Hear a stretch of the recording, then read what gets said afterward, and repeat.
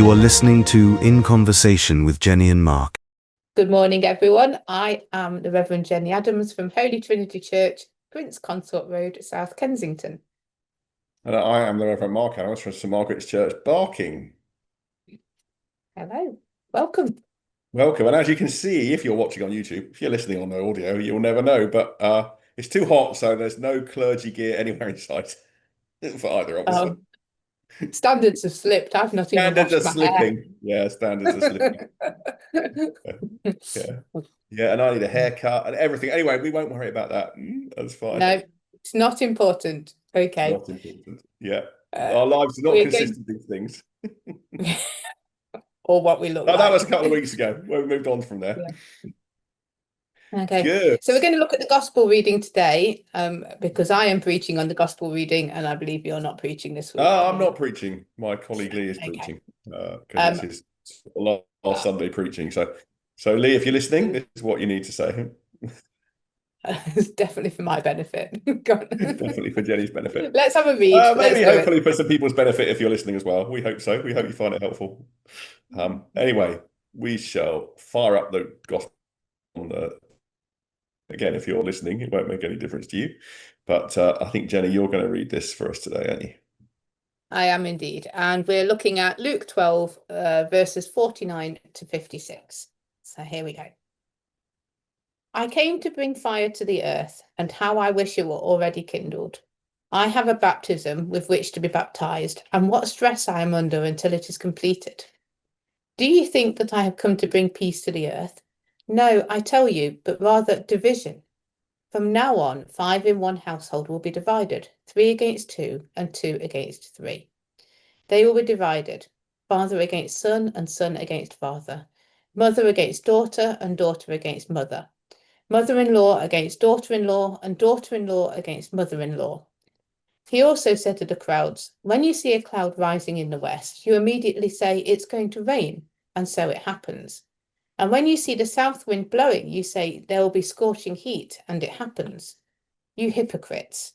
You know how to interpret the appearance of earth and sky, but why do you not know how to interpret the present time?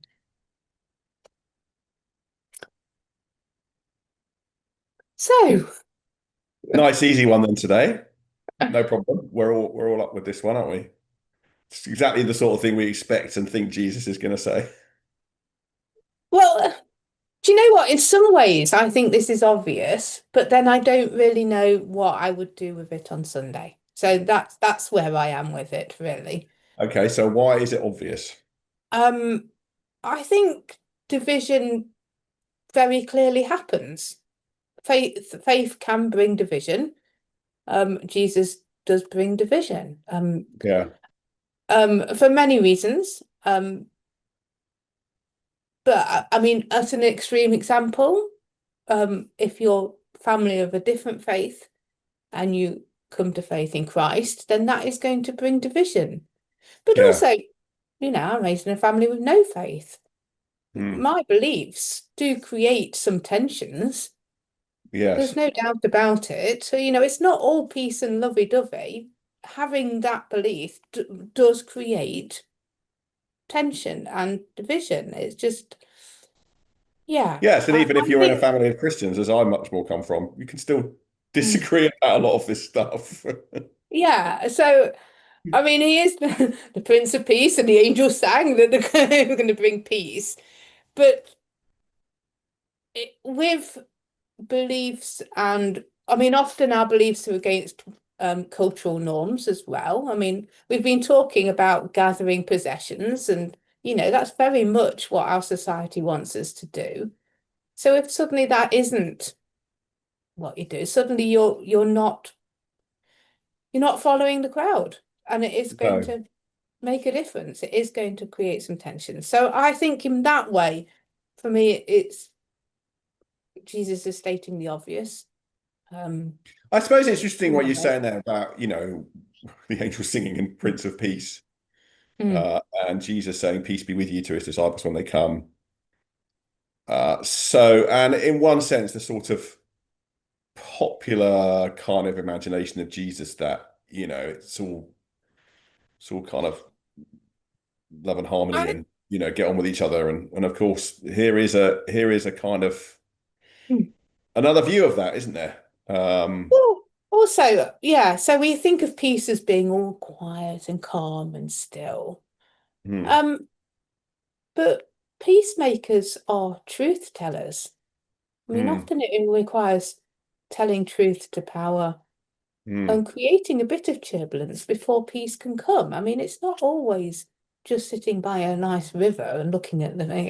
It's peace is something we do rather than something we have, I would say. Yeah, It's because it's not just everything for a quiet life, is there? Justice demands that you stand up for no, what and that's the words. Hold on, thank you. That's the words I was looking for.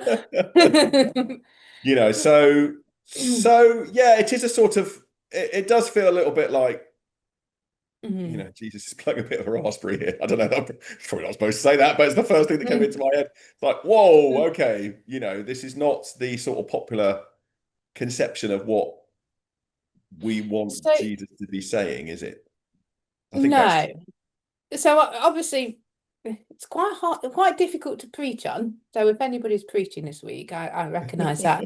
I've gone right back to the very first sentence and I've been thinking, I still don't really know what I'm going to do with it, but all about fire. I've come to cast okay. fire upon the earth.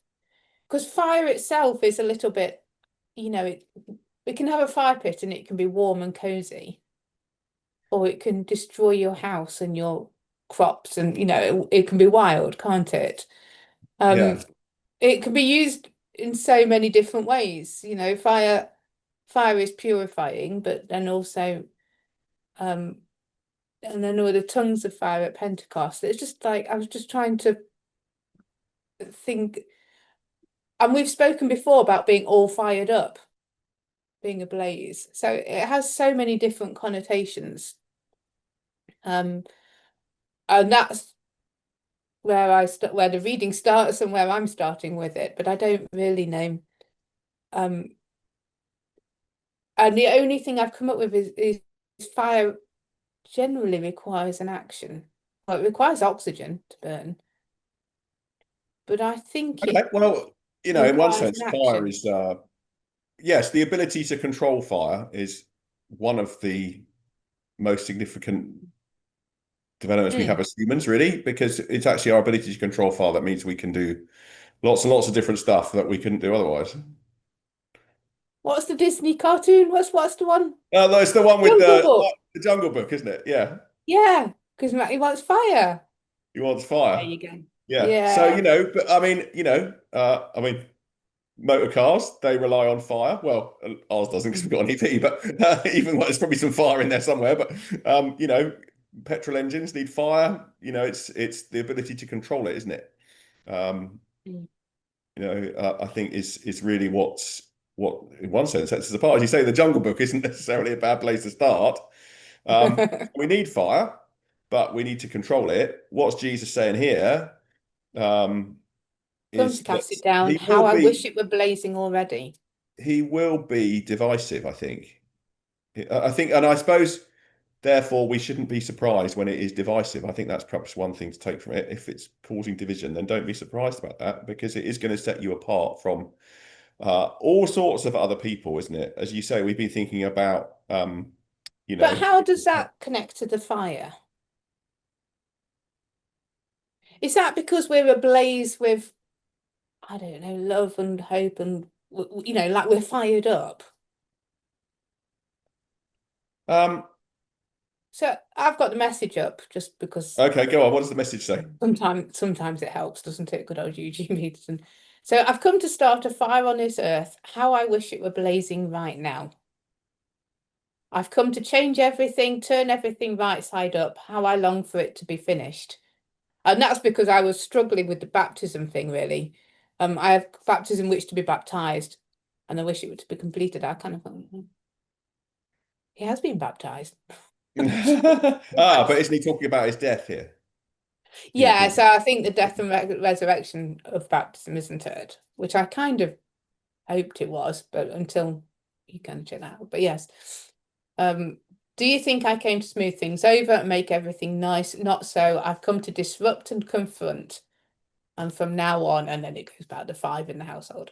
So Yeah, because I suppose the message of the kingdom, the message of God's reign, is disruptive. It's not the way because we're in rebellion against God, isn't it? So therefore, when God comes and confronts us, as this Eugene Peterson translates it, putting things the right way up, it's going to cause trouble, and we should expect it to cause trouble, and we shouldn't be surprised when it does. I but mean, going back to the fire, do you feel that yeah. that's kind of fired up the spirit of God? We're fired up and ready to. Is that what we're Well, talking? I think you can certainly interpret it like that, can't you? Mm. You need people that are fired up. You need people that are willing to make change. This world is Or I difficult. suppose, yeah, you could use it as like the wildfires because they kind of just keep going, and faith and the gospel message just keeps being passed on. There is It a doesn't sense in spread. which this is the kind of this is more like a wildfire, isn't it? That the fire is kind of burning.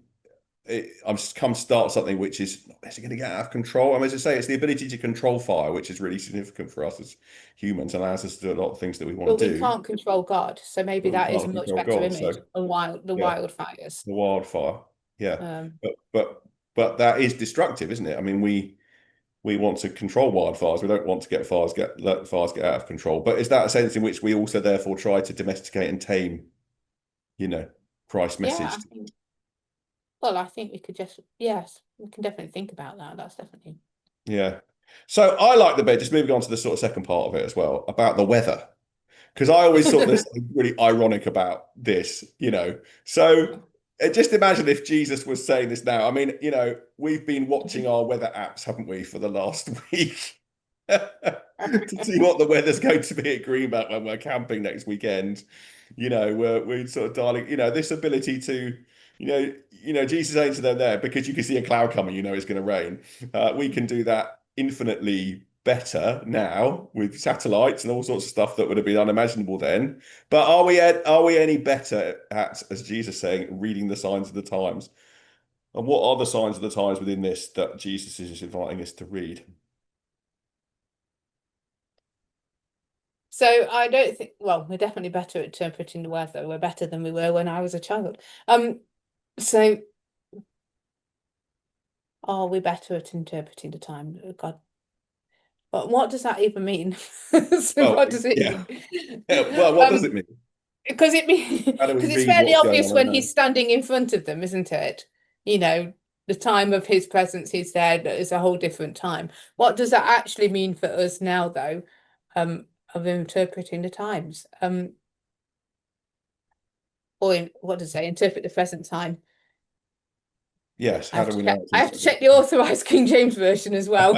it's Fallen foul of this last week. It's like it said something completely different. Hypocrites, you can discern the face of the sky and of the earth, but how is it that you do not discern this time? well, and again, we're in a time of, how do we interpret what's going on around us at the moment in our nation? Mhm. It's incredibly divisive. People are stirring up all sorts of questions and, you know, Yeah, I hatred just for each think other. when he actually said it, he was talking about they hadn't really interpreted it that this is God's time. He was there on earth with Yeah, them. I'm yeah. not quite sure what we should be interpreting. That he's still here, that the Holy Spirit is surrounding us. What? So we're not any better because I'm no better. We know how to read a In weather answer to app. Are we better than interpreting the signs of the times? apparently not, no. I think I've just proven that. Um, yeah. Oh, and shall we do a message game? Let's have a look. Go on, what does the message say? You know how to tell a change in the weather, so don't tell me you can't tell a change in the season, the God season we're in right now. So he's really drawing out the idea that they don't recognize who Jesus is. And I suppose you could say, therefore, do we still recognize the message of Christ? That he's Yeah, come, that he's we still come, don't. you know, Well, I think we often don't recognize the kingdom, do we?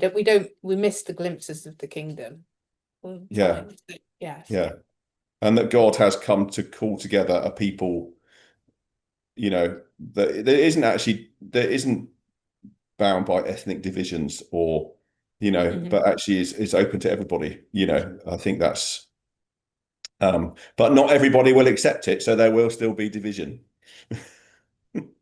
Oh, yes. Well, you can sort of tie it back into what there is at the beginning, because that itself is a divisive message. So there's a sort of paradox at work here, isn't there? And there is a kind of paradox at work within this whole passage, I suppose, because we are wrestling with, even in this conversation, we believe in a God of love who loves everyone and who died for the world, John 3:16, and it's did not, but and yet within that there is division, and it seems to me that those two things seem to go together, and that's understandable in many ways, and we shouldn't be surprised by that. But one day God is going to, turn it all right, but we're not there yet. We're still living in the gap, as we might say. We are still, yes. So for Sunday, I think I'm just going to say it now. I'm going to start with something about fires. I like the fire image. Yeah. I think it's a good image. We can, Yeah. It's universal, isn't it? Everybody knows what fire is and nothing. So start with the fire. I'm going to work my way through it, really.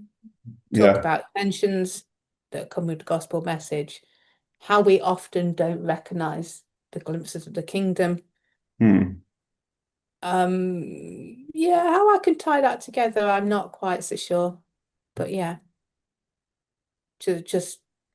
but I will.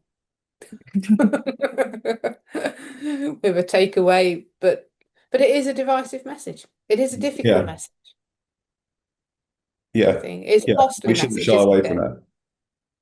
No, I think it's tying previous sermons, because it is a costly message. It's not about the world, what we want as a world. It's a whole different way of living. So we're still in the same section of the man with his barn, building bigger barns, of it not being about the abundance of our possessions. We're still in the thing that we were looking at last week, as well. So I think it's still building on that, isn't it? And that's not everyone will accept it. We shouldn't be surprised by that. But God is still working God's purposes out. That's what I think you've always got to come back to. Yeah, and I think that might be how I tie it up. Kind of comforting, really, in as much as just because people everybody doesn't agree with you doesn't make it. You have to expect that, really. Yeah. Well, if that's you and you're thinking about that and reflecting on that, something, we wish you well, and we will. Are we coming back next week? Because we got away, aren't we? We'll be back next week. We'll do it tomorrow. We'll be back next week. Okay, you take care. Thanks for listening. All right. Thank you all. Bye-bye. Take care. Bye-bye. Thank you for listening to In Conversation with Jennie and Mark. Please subscribe for more episodes on all the usual podcast platforms.